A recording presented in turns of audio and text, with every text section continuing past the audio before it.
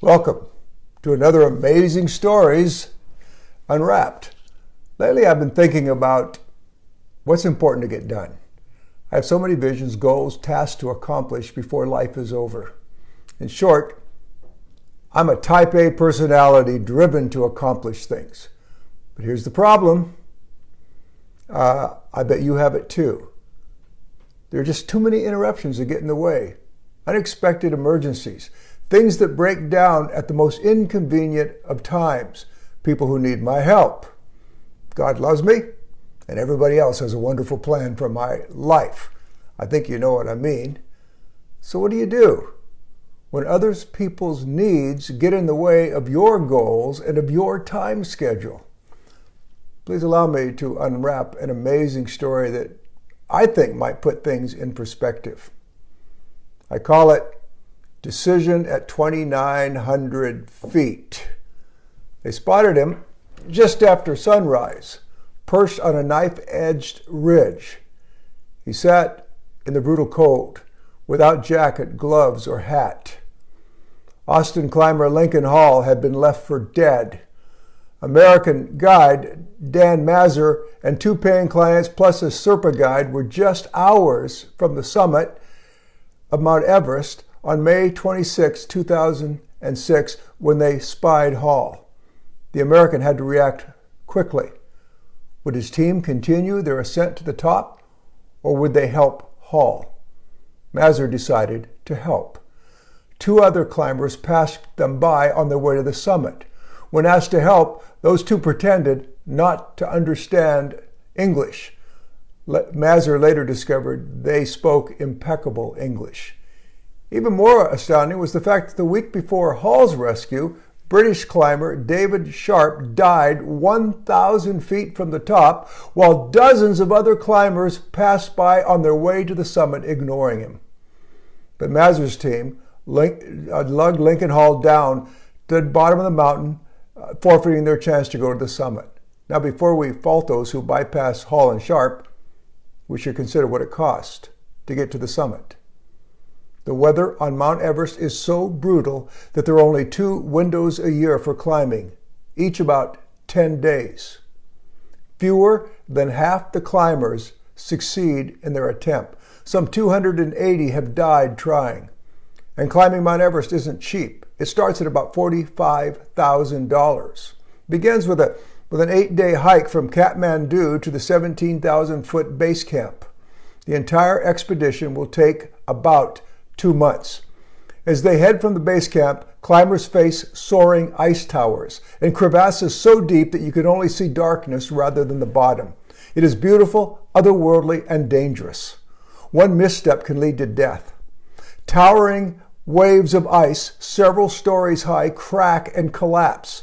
They create avalanches that bury climbers alive or plunge them into bottomless crevasses. At 20,000 feet, the air contains half the oxygen it does at sea level. The sun radiating off the snow can create temperatures of 80 to 100 degrees Fahrenheit, leading to heat exhaustion, or plunge to 50 degrees below zero, bringing hypothermia.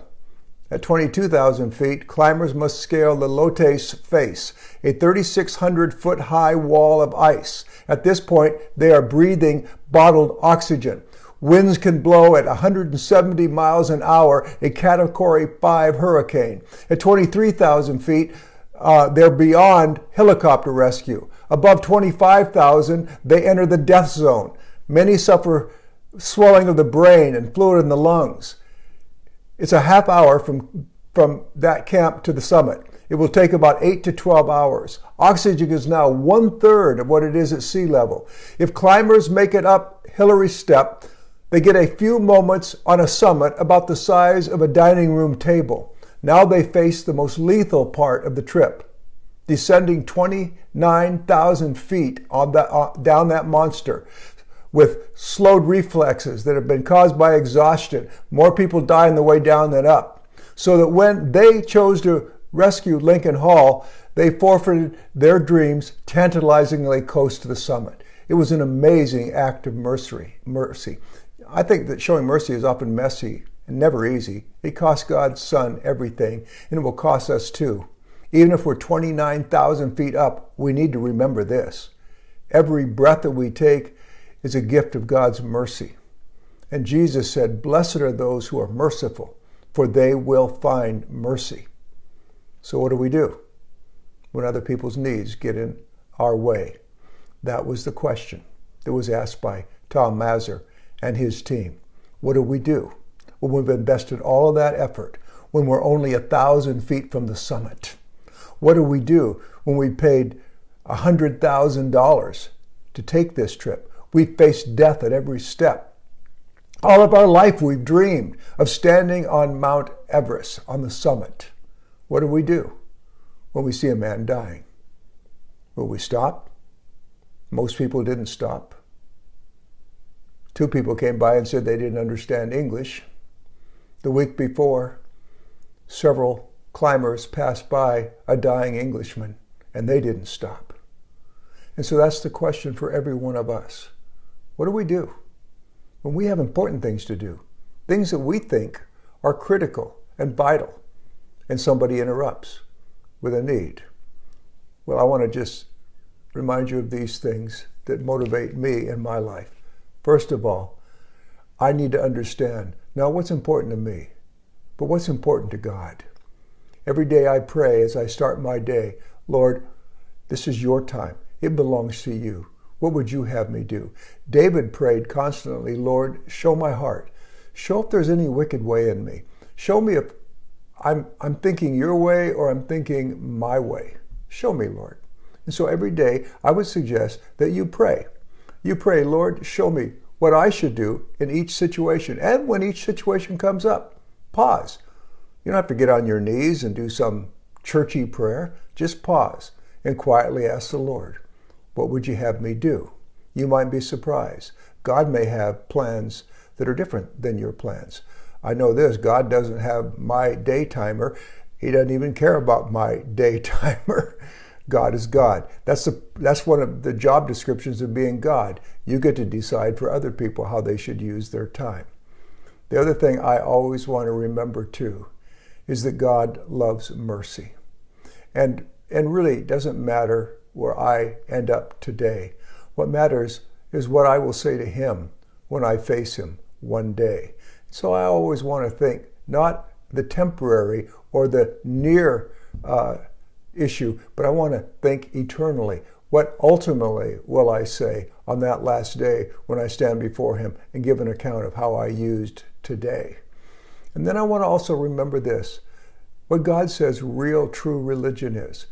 The half-brother of Jesus says in James, true and undefiled religion is this: to care for the orphan, for the widow, for those in distress.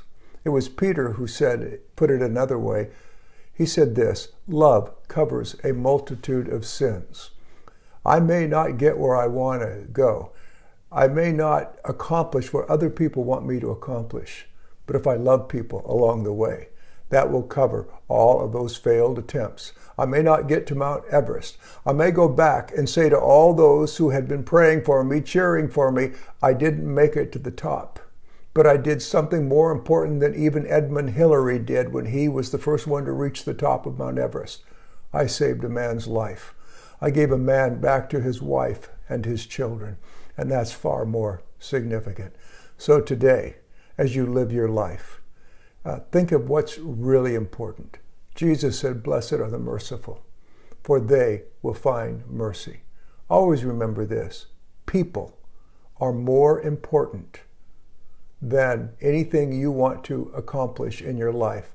And also remember this, that there is a difference between what's important and what's urgent. Don't be tyrannized by what seems urgent right now.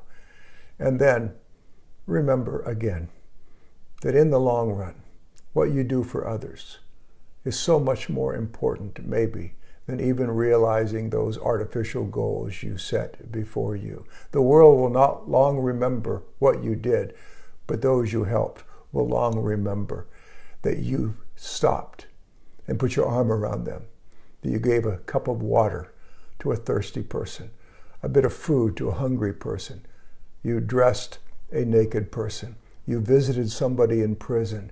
You took time to welcome a stranger. And when you do those things, you will hear from Jesus one day, "Well done, good and faithful servant. Enter into the joy of your master." Well, you have a great weekend. Make it a productive weekend. Make it a weekend that does some kind thing for someone else along the way. God bless. We'll see you next Tuesday evening at 7 o'clock.